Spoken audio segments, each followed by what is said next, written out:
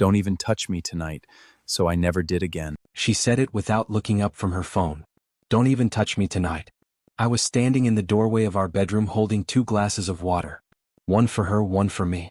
Same thing I'd done every night for 6 years. She didn't even glance at the glass when I set it on her nightstand. Just kept scrolling. I stood there for maybe 3 seconds. Then I put my glass down too, walked to the closet, grabbed my jacket and left. No argument, no questions. I just walked out the front door and kept walking. It was a Tuesday about 9:30. The street was quiet except for someone's sprinkler system clicking in the distance. I didn't have a plan. I just walked. By the time I got back, it was past midnight. The lights were off. She was asleep. I slept on the couch. The next morning, she acted like nothing happened. Made coffee, asked if I wanted eggs.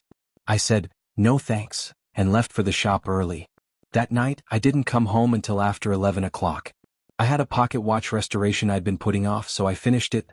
She texted around 8 o'clock asking when I was coming home. I didn't answer right away. By the time I did, it was 10:45. Just wrote back soon. I got home at 11:30. She was in bed, awake, screen glowing in the dark. She said I was late. I said, yeah, that was it. I did it again the next night and the night after that. I wasn't trying to punish her. I just stopped organizing my life around hers. I'd been repairing watches for 11 years. Started as an apprentice right out of high school, and now I had my own shop on Walnut Street between a barber shop and a dry cleaner. The work suited me. Quiet, precise. No room for mistakes when you're handling something that costs more than most people's cars. Rachel used to like that about me. Said I was steady. Said she felt safe. That was before she started managing the salon on 7th Street, before the late openings on Fridays, before the work parties I stopped getting invited to. I didn't notice when it changed. Or maybe I did and just kept my head down. Either way, by the time she said those words, we'd already been living in different rhythms for months. I started taking evening jobs with clients who couldn't drop off their watches during business hours. Lawyers, doctors, people who worked the same hours I used to keep. Then I signed up for a restoration course at the community college on Tuesdays and Thursdays from 6 to 9 o'clock. Rachel asked about it once. Wanted to know since when I took classes. I told her since last week. She didn't ask again. By the end of the first month, I was getting home around 11 most nights, sometimes later. She noticed. Started leaving the porch light on. Started texting earlier in the evening asking if I was eating. I tell her, yeah, that I grabbed something. I wasn't lying. I'd found a diner 2 blocks from the college that stayed open until midnight. Good coffee, quiet booths. I started going there after class, bringing my tools and working on side projects. The owner didn't care as long as I ordered something. One night, Rachel was still awake when I got in, sitting at the kitchen table in her robe. She said we needed to talk. I set my bag down and asked about what. She looked at me like I'd just said something cruel, then said we needed to talk about us, about why I was never home anymore. I poured myself water from the tap and told her she'd asked for space, so I gave it to her. She didn't say anything for a long time, just stared at her hands. Then she stood up and walked to the bedroom without another word. I stayed in the kitchen, finished my water, rinsed the glass. The next day was Friday. She texted me around noon saying she was going out with the girls that night and not to wait up. I didn't respond. I had a client coming in at 5 o'clock with a vintage Longines that needed a full movement overhaul. I told him I'd have it ready by Monday, so I worked until 9, then locked up and drove to the diner. Gordon already had coffee waiting by the time I sat down. I ordered the usual turkey club and fries, then spent the next hour cleaning a pocket watch I bought at an estate sale. Beautiful 1892 Waltham with a seized movement that was fixable. My phone buzzed around 10:30. Rachel asking if I was home. I told her no. 3 dots appeared, disappeared, appeared again. She asked where I was. I said working. She didn't reply. I got home a little after midnight and her car wasn't in the driveway. I didn't think much of it since she'd said she was going out. I went to bed. She came in around 2 o'clock. I heard the door, heard her shoes hit the floor in the hallway, heard the bathroom faucet run. When she came into the bedroom, I pretended to be asleep. She stood there for a minute, then got into bed on her side. The next morning, I left early, told her I had inventory to do at the shop. I didn't. I just wanted to be somewhere else. That Sunday, Rachel mentioned we were going to a barbecue at Marcus and Lisa's place, friends we'd known since college. I didn't want to go, but I went anyway. Marcus grilled burgers. Lisa made her potato salad. Same people and same conversations. And then I saw him standing near the deck. Garrett, he owned a car shop across town doing custom paint jobs and loud exhaust systems. The kind of guy who talked over everyone and laughed too hard at his own jokes. I'd never liked him. Rachel knew that. But when we got there, she walked straight over to him. She laughed at something he said before I even made it through the gate. Not her normal laugh, the one she used to use with me. This one was higher, brighter, like she was performing. Garrett had his hand on the back of a patio chair, leaning in close, too close for someone she barely knew. I grabbed a beer from the cooler and stood with Marcus by the grill while he asked me how business was going. I told him it was fine, staying busy. I wasn't watching them, but I knew exactly where they were. Near the corner of the deck, still talking. Rachel touched his arm when she laughed again. 20 minutes later, she came over to get a drink. She smelled like cologne that wasn't mine. She asked if I was having fun. I said, sure. She grabbed a wine cooler and went back to the same spot, back to Garrett. I stayed another hour, then told Marcus I had an early job the next morning. Rachel didn't argue when I said I was leaving, just waved from across the yard and kept talking. I drove home alone. She got back around 11 o'clock. I was in the garage organizing my tool bench when she came out and asked why I'd left early. I told her I had work to do. She said I'd been acting weird lately, distant, like I didn't care what she was doing anymore. I looked at her directly and asked if she wanted me to care. She didn't answer, just turned and went back inside. The next week, she started coming home later on Tuesday, Thursday, Friday. Always had a reason. Inventory at the salon. Late appointment, girls' night. I stopped asking where she'd been. Then one night, I came home early around 9 after finishing a restoration job faster than expected. Her car was in the driveway. I walked in through the front door. The living room was dark, but I could hear voices upstairs. Hers and someone else's, low and male, trying to stay quiet. Then I heard laughter, movement, and silence. I stood at the bottom of the stairs for maybe 10 seconds. I already knew. I just didn't need to see it. Then I turned around, went back outside, got in my car, and drove to the diner. Gordon asked if it was a rough night when I walked in. I told him something like that. I ordered coffee and sat in the back booth until after midnight. When I finally went home, her car was the only one in the driveway. I didn't say anything the next morning. She was already gone when I woke up. I went to the shop and worked on a Tissot Heritage watch that had been sitting in my drawer for 2 weeks. The balance wheel was bent, delicate work that required full concentration. I didn't think about what I'd heard the night before, just focused on the movement in front of me. Around noon, my phone buzzed with a text from Rachel asking if I could pick up milk on my way home. I stared at the message for a minute, then put the phone face down on the bench and went back to work. That evening, I took a different route home and drove past the salon where she worked. Her car was still in the lot with the lights on inside. I kept driving. At the diner, Gordon slid a menu across the counter, even though he knew I'd order the same thing. While I waited for my food, I pulled out an 1876 Elgin pocket watch I'd been carrying around for 3 days. The previous owner had tried to fix it himself and stripped 2 screws in the process. My phone buzzed again asking where I was. I didn't answer. 20 minutes later, another text came through asking if I was mad at her. I put the phone in my jacket pocket and didn't check it again. I got home after 1 o'clock in the morning. The house was quiet. Rachel's purse was on the kitchen counter and her shoes were by the door. I went to the guest room and slept there. The next day was Saturday. I woke up early and went to an estate sale across town where an old man had passed away and his family was selling everything. I found a box of watch parts in the garage and paid $20 for the whole thing. When I got home, Rachel was in the living room with her laptop open. She looked up when I walked in and asked where I'd been. I held up the box and said, "Estate sale." She closed the laptop and said we needed to talk. I set the box down on the table and waited. She said she didn't understand why I was acting like this, that I was shutting her out and didn't seem to care anymore. I asked her if Garrett was still giving her rides home from the barbecues. Her face changed just for a second. Then she recovered and asked what I was talking about. I told her I was talking about Tuesday night when his car was in our driveway. She went completely still. She didn't deny it right away, and that's how I knew it was true. She just sat there looking at me like she was calculating what to say. Then she shook her head and told me I was being paranoid, that Garrett had stopped by to return something he'd borrowed from Marcus and just wanted to drop it off with us since we lived closer. Said it was completely innocent. I asked why he came inside. She said he didn't, that he just handed it to her at the door. I didn't argue.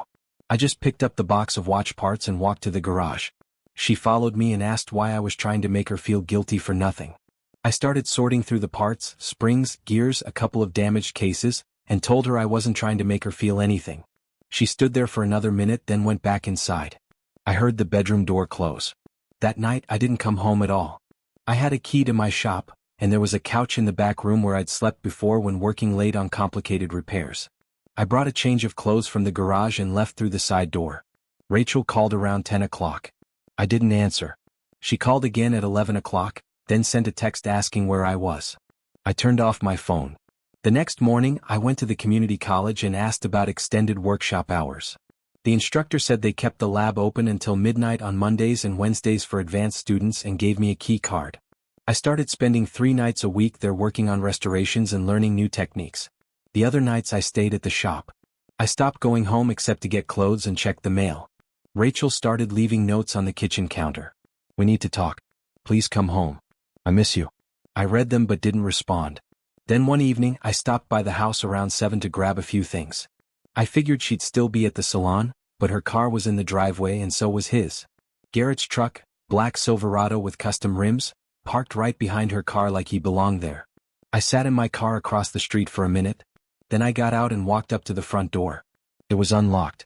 I pushed it open and stepped inside. They were in the kitchen standing close with his hand on her waist. They didn't hear me come in. Rachel was laughing at something he'd said. Her head tilted back, the same laugh from the barbecue. Then Garrett saw me. He stepped back fast with his hands up like he'd been caught stealing. Rachel turned around and her face went white. Nobody said anything for a moment. Then Garrett cleared his throat, said he was just leaving, grabbed his keys off the counter, and walked past me without making eye contact. The front door opened and closed. His truck started outside. Rachel stood there with her arms crossed, staring at the floor. I walked past her to the bedroom, pulled my duffel bag from the closet and started packing clothes, toiletries, the watch tools I kept at home. She followed me in and said it wasn't what I thought, that he was just dropping something off and they were talking, that's all. I zipped the bag and picked it up. She asked where I was going. I told her somewhere else. She stepped in front of the door and said I couldn't just leave, that we needed to talk about this. I looked at her directly and told her there was nothing to talk about. She started crying, then said she was sorry, said it was a mistake. Said nothing had happened. I moved past her and walked out to my car. She followed me to the driveway, still talking, but I couldn't hear most of it. I put the bag in the trunk and got in. She knocked on the window and said, "Please don't do this." I started the engine and backed out. In the rearview mirror, I saw her standing there in the driveway with her arms wrapped around herself. I drove to my shop and parked in the alley behind it. Brought my bag inside and set it down in the back room. Then I sat on the couch and stared at the wall for a long time.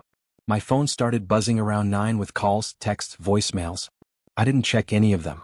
Around midnight I finally looked. 14 missed calls, 23 texts. The last one said, "Let me explain everything." I put the phone down and went to sleep on the shop couch. The next morning I started looking for a workspace with living quarters. Found a place 2 weeks later on the south side, an old machine shop that had been converted into studio rentals. The unit had a bathroom, a kitchenette, and enough space for my equipment. I signed a 6-month lease and moved my tools in that weekend. Those 2 weeks I slept at the shop. Rachel kept texting. I read them but didn't reply. Then one day she stopped. The silence lasted about a week. Then calls started coming from numbers I didn't recognize. Her friends, her sister. I didn't answer those either. One afternoon Lisa showed up at my shop and knocked on the glass. I let her in. She said Rachel was a mess, wasn't eating or sleeping, and that I needed to at least talk to her.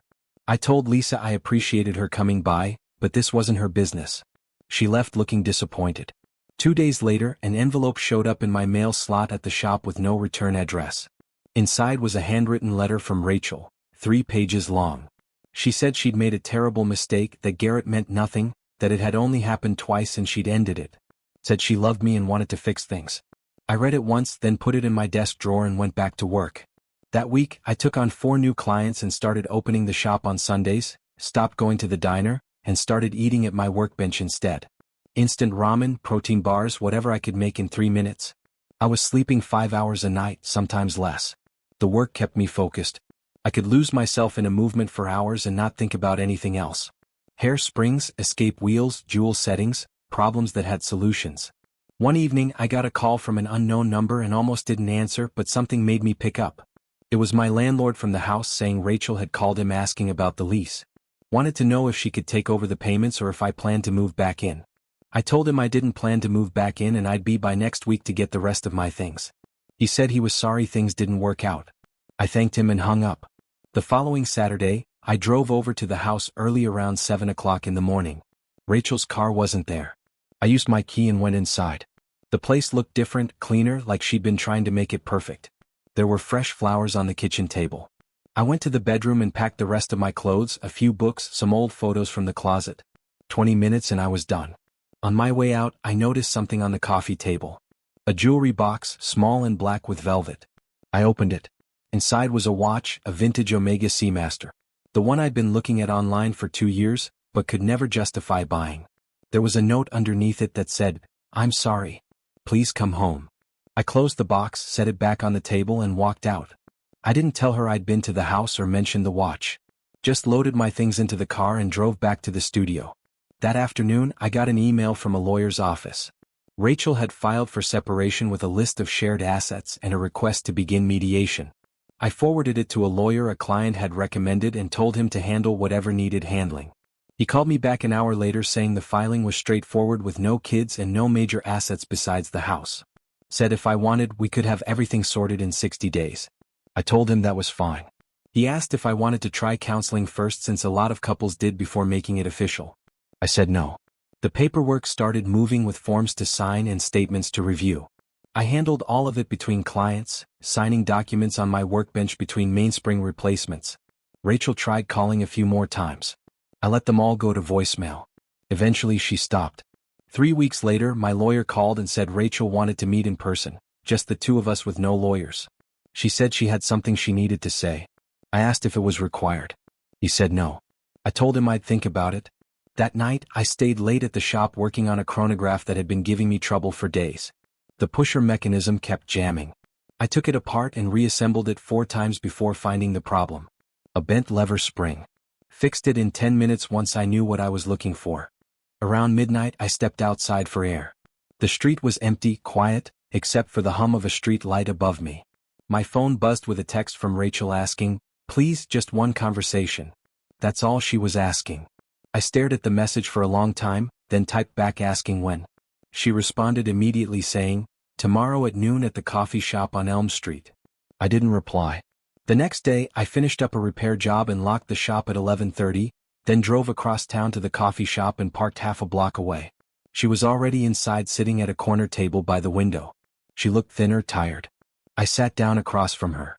She didn't say anything at first, just looked at me like she was trying to figure out where to start. Then she said she knew I probably hated her and didn't blame me, that what she did was unforgivable. I didn't respond. She said she wanted me to know that it was over with Garrett, completely over, that she'd told him not to contact her again. I asked when she told him that. She hesitated, then said 2 weeks ago. 2 weeks after I'd moved out, after I'd filed the paperwork, she kept talking. Said she'd made the biggest mistake of her life. Didn't know what she was thinking. Wanted to fix this if I'd let her. I asked her one question. How long? She looked down at her hands and said, 3 months. 3 months.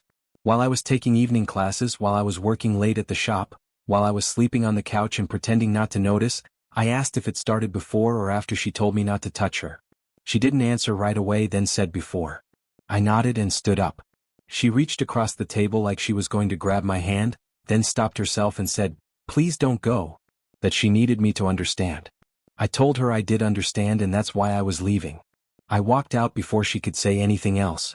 I drove back to the studio and went straight to work on a perpetual calendar movement that needed a complete overhaul.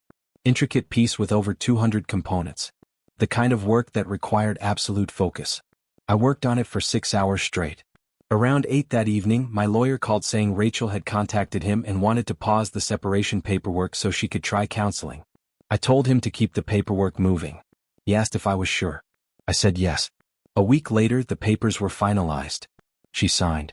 I signed. 63 days from start to finish. My lawyer sent me a copy of the decree and said I was free to move on with my life. I filed it in a drawer and didn't think about it again. The studio became my routine, work during the day, restorations at night, sleep when I needed to. No schedule built around anyone else. I took on more clients and started getting referrals from collectors across the state, building a reputation for handling complicated repairs other watchmakers wouldn't touch. 6 months after the separation was finalized, I got a message from Marcus asking if I wanted to come by for a gathering on Saturday. I told him I'd think about it. I didn't go. Around that same time, I started seeing someone, a woman who brought in her grandfather's watch for repair. Simple fix, loose crown. We talked while I worked on it. She came back 3 days later to pick it up and asked if I wanted to get coffee. We went out a few times. It was easy with no history and no baggage. She never asked about my ex-wife and I never brought her up. Then one afternoon about 8 months after everything ended, I was locking up the shop when I saw Rachel across the street standing next to a car I didn't recognize talking to someone inside. She looked different with shorter hair and dressed nicer than I remembered. She glanced over and saw me. For a second, neither of us moved. Then she raised her hand in a small wave. I didn't wave back. I turned and walked to my car without looking back. That night, I worked on a 1928 Patek Philippe someone had brought in from an estate collection. Complicated piece with a moon phase complication that hadn't worked in 40 years. The kind of restoration that takes weeks. I set up my tools and started disassembling the movement one piece at a time. Each component went into its own labeled container. Springs, gears, levers, jewels, everything had a place. Around midnight, I stopped and made coffee in the kitchenette. Stood by the window looking out at the empty street below. My phone was on the workbench. No messages, no missed calls. I thought about the watch she'd left on the coffee table. The Omega I'd wanted for years, probably cost her 3 months' salary, still sitting there in that box, untouched. I thought about her standing on the driveway that night, arms wrapped around herself, watching me leave. I thought about the note. Please come home. Then I went back to the workbench and picked up the next component. A tiny escape wheel, no bigger than a pencil eraser. I examined it under the loupe, checked for wear, cleaned it with solution and set it aside to dry. The work had always been the same. Take something broken, figure out what went wrong, fix it if you can, and if you can't, you document the damage and move on. Some things just can't be repaired, not because the parts are missing, because the movement itself was flawed from the start. I worked until 3 o'clock in the morning, then cleaned my tools and put everything away, turned off the lights, locked the door. The street was quiet when I walked to my car, cold enough that I could see my breath. I drove home to the studio, parked in my usual spot and went inside. Set my keys on the counter, made myself something to eat. My phone buzzed once. A reminder about a client pickup tomorrow at 10 o'clock. I set it face down on the table and didn't check it again. If you're still here, thank you. Now it's your turn. Share your thoughts below. Subscribe. More untold stories are on the channel.